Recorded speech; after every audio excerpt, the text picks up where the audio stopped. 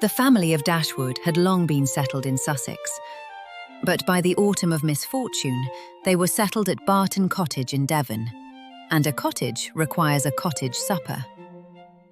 Tonight, properly braised beef and herbed sippets. First, the beef chuck, patted bone dry, for water is the enemy of a proper crust. Into a blackened iron pot with a knob of butter, the meat seared over high heat until a dark mahogany crust forms. One must not crowd the pan. Marianne would.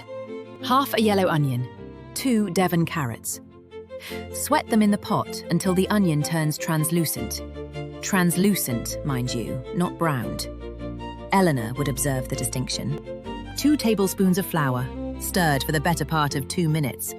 Long enough to lose the raw taste, not so long as to burn the roux. Then the beef stock, whisked slowly, scraping the fond. The meat returned to its pot, like a sister returned to her senses, covered on a low simmer for 90 minutes. The reader is asked to wait. Outside, grey Devon rain. Inside, the pianoforte unplayed.